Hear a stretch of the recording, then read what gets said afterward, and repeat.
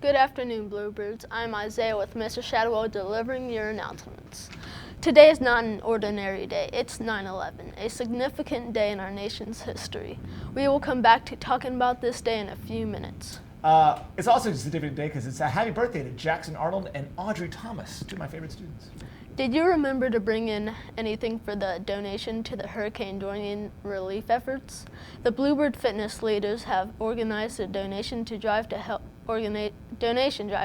the victims of Hurricane Dorian. The people who were hit particularly hard were the people of the Bahamas. Students and teachers can participate by donating items like canned goods, toothpaste, toilet paper, and much more. This list is in Schoology, so check that out. If you donate just one item, you can have a day where you can wear pajamas to school. Then the lead class with the most collected items will win a donut party. Finally, the team with the most items donated will be given extra recess. The collection begins today and ends on Friday, September 20th. Let's pull together, Bluebirds, and help these people out. Let's do that. That sounds awesome. Today is the first meeting for Girl Power. That's awesome. In the cafeteria from 3:10 to 3:50. All 6th grade girls are welcome to attend. Remember, the chess club will be meeting today as well after school from 3 p.m. to 4 p.m. In Mr. Lipscomb's room. I like Mr. Lipscomb. He's nice. FCCLA is meeting this Thursday after school in Miss Barton's classroom, which is room 002 in the high school. Those wanting to join will need to pay dues, which are $20. Also, remember Miss Ritchie is offering basketball skills sessions for any middle school girl in grades 6 through 8 who would like to attend. They will not be playing any 5-on-5 games, so if you are involved in a fall sport at HMS, you can come because you will not be put in a position where you could get hurt. These are optional workouts and you will be working on ball handling, shooting, and passing. The fundamentals of the game, right? You got to have those. These are the dates and times for the options.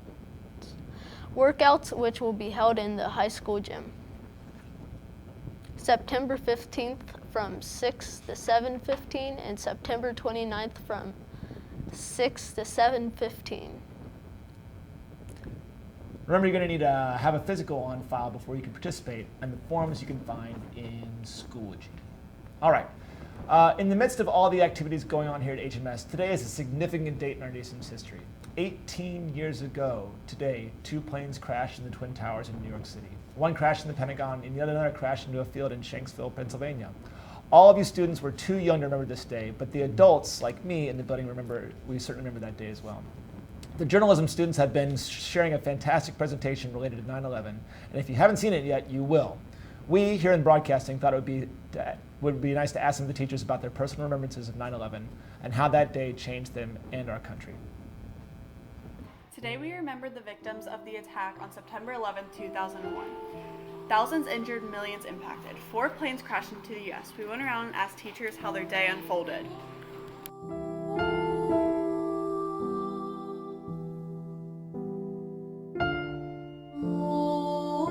I was in college at the time, and I was getting ready for a college class. So I saw it on the news, found out about it, and then headed to my class. Okay.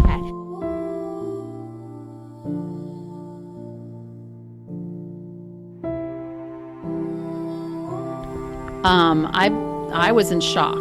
I couldn't believe that it was taking place. Kind of seems surreal that, you're sitting in a classroom and that people are literally going through something like that at that moment.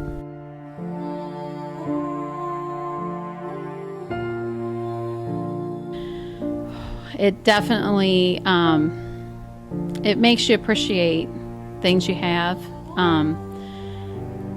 To think about all those things those poor people were dealing with, and knowing that loved ones were in there and having to watch that happen was really, really hard to do.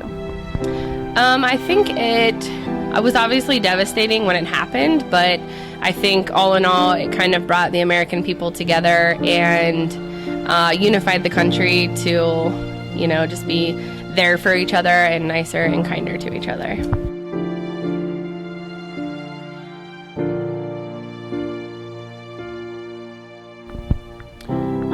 think it, really makes you hold on to your family. I remember my kids were babies then, and I remember that day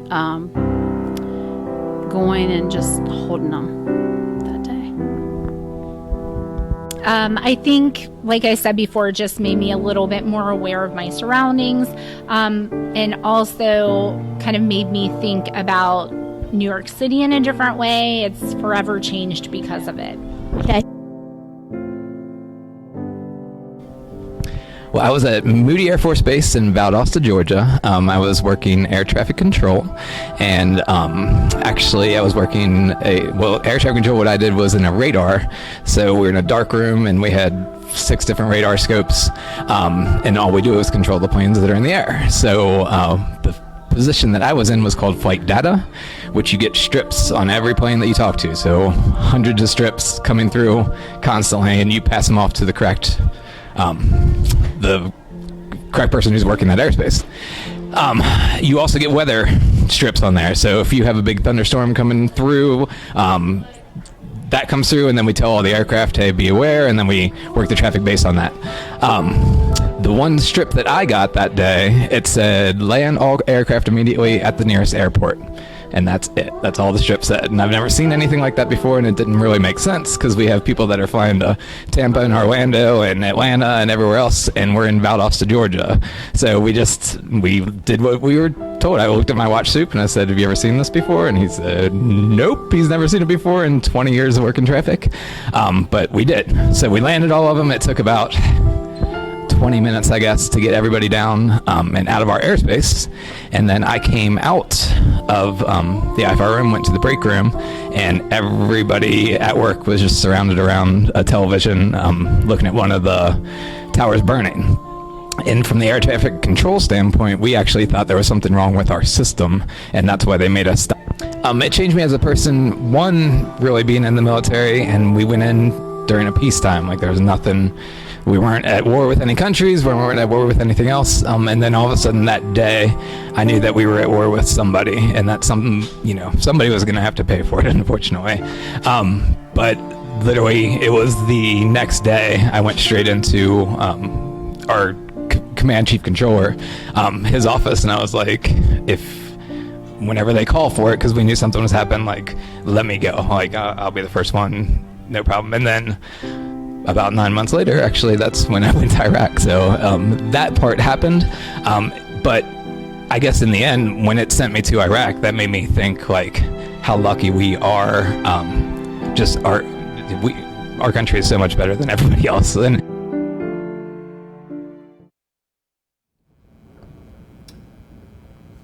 if you turn the news on this evening, you'll be sure to see some of the events that took place today to honor the victims. For lunch tomorrow, we will be having meatball hoagie with mozzarella cheese, potato chips, and vegetable blend.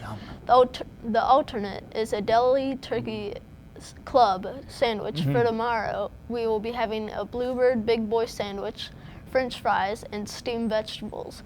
The alternate is chicken patty sandwiches. Remember, you can always add fresh fruit and salad to your lunch. And now for today's quote of the day. Today's quote is, obstacles are things a person sees when he takes his eye off the goal. You know what I see when I take my eye off the goal? What? Squirrels. Oh, wow. Okay. And remember, Bluebirds, have a great rest of the day. Yeah. Today we